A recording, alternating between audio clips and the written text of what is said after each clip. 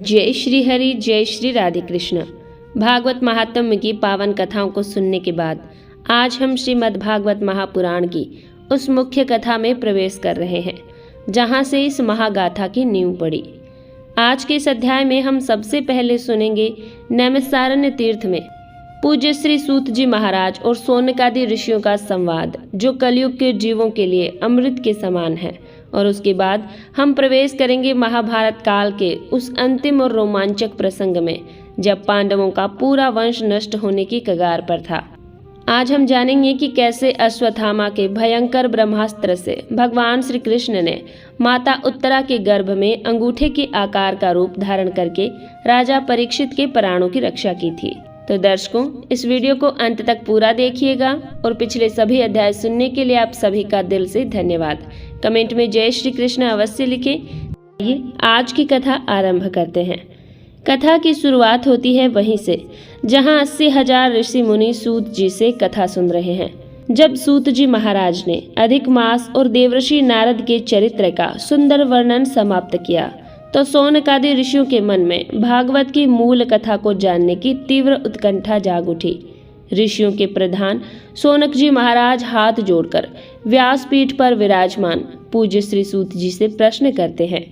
हे परम ज्ञानी सूत जी महाराज, आपने जो महात्म्य सुनाया उससे हमारा हृदय तृप्त हो गया, परंतु प्रभु अब हमारे मन में ये जानने की व्याकुलता है कि महर्षि वेद व्यास जी ने जिस श्रीमद् भागवत महापुराण की रचना की उसे सबसे पहले राजा परीक्षित ने कैसे और क्यों सुना। राजा परीक्षित तो पांडवों के महातेजस्वी वंशज थे।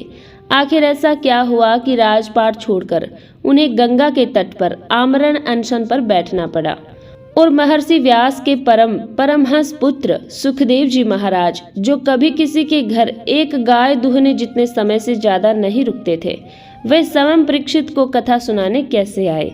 कृपा करके हमें राजा परीक्षित के जन्म और उनके इस दिव्य वैराग्य की कथा सुनाइए। सूत जी महाराज मुस्कुराते हुए गंभीर वाणी में कहते हैं, हे शौनकादि ऋषियों, आपने साक्षात सात्वत संहिता यानी श्रीमद् भागवत का बड़ा ही सुंदर प्रश्न पूछा है। राजा परीक्षित का जन्म कोई साधारण जन्म नहीं था।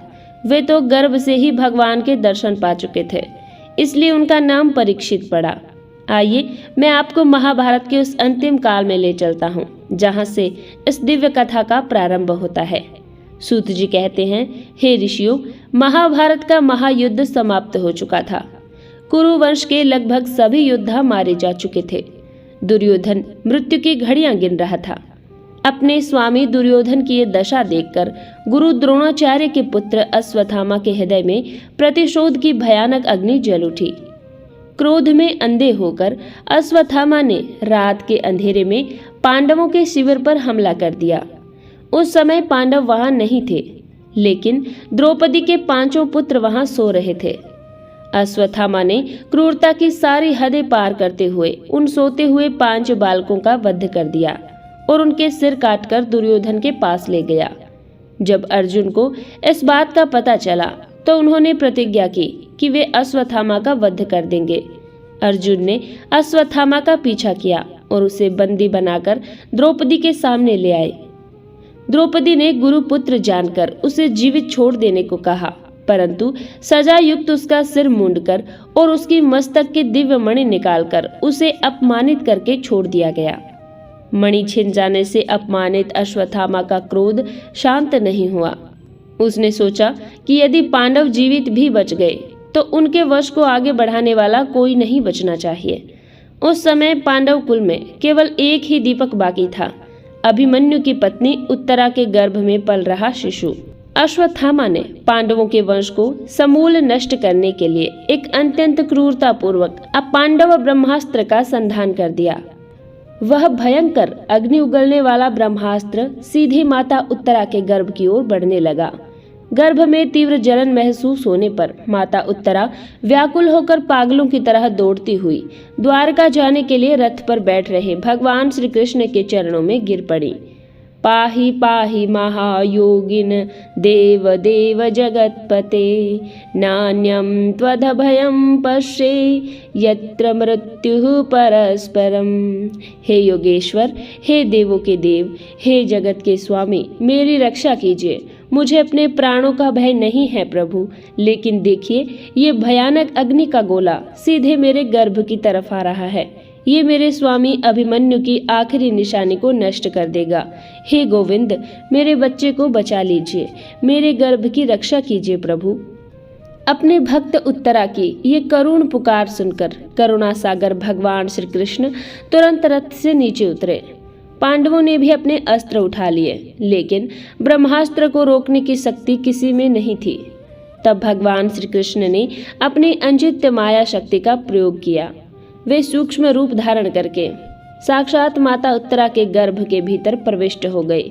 गर्भ के अंधेरे में जहाँ केवल घोर तपिश और ब्रह्मास्त्र की आग पहुंच चुकी थी, वहां अचानक साक्षात शंख चक्र गदा पद्मधारी भगवान नारायण प्रकट हुए। प्रभु का स्वरूप कैसा था? वे केवल एक अंगूठे के आकार के थे। उनके सिर पर सोने का मुकुट था, गले में वैजयंती माला थी और वे अत्यंत ही सुंदर मुस्कुरा रहे थे। जैसे ही अश्वत्थामा का ब्रह्मास्त्र उस अजन्मे शिशु को जलाने आया, भगवान श्री कृष्ण ने अपनी गदा को पूरे वेग से घुमाना शुरू किया। प्रभु ने अपनी दिव्य गदा की ओट देकर उस भयंकर ब्रह्मास्त्र के तेज को सोख लिया और उसकी अग्नि को शांत कर दिया। गर्भ के भीतर उस नन्हे बालक ने देखा कि एक श्याम वर्ण का दिव्य पुरुष उसकी रक्षा के लिए चारों तरफ गदा घुमा रहा है। बालक एकटक होकर उस सुंदर रूप को देखता रहा।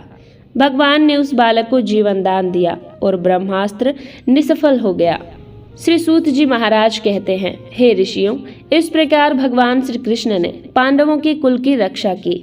जब 9 महीने पूरे हुए तो उत्तरा के गर्भ से एक अत्यंत ही प्रतापी और तेजस्वी बालक का जन्म हुआ। क्योंकि इस बालक ने जन्म लेने से पहले ही गर्भ के भीतर उस परम पुरुष के दर्शन कर लिए थे, इसलिए जन्म लेने के बाद वह संसार के हर मनुष्य के चेहरे में उसी रूप को ढूंढता था। वह सबकी परीक्षा लेता था कि क्या यही पुरुष है जिसने मेरी रक्षा की थी। सबकी परीक्षा लेने के कारण ही इस बालक का नाम राजा परीक्षित पड़ा। तो भक्तों, ये थी आज की राजा परीक्षित की जन्म की चमत्कारी कथा। तो भक्तों, जिसके रक्षक स्वयं श्री कृष्ण हो, काल भी उसका कुछ नहीं बिगाड़ सकता। प्रिय दर्शकों, अगर आज को आपकी ये दिव्य कथा पसंद आई हो तो वीडियो को लाइक करें, अपने मित्रों के साथ शेयर करें और हमारे चैनल को सब्सक्राइब करके बेल आइकन दबाना न भूलें। प्रेम से बोलिए जय श्री कृष्ण, जय श्री हरि।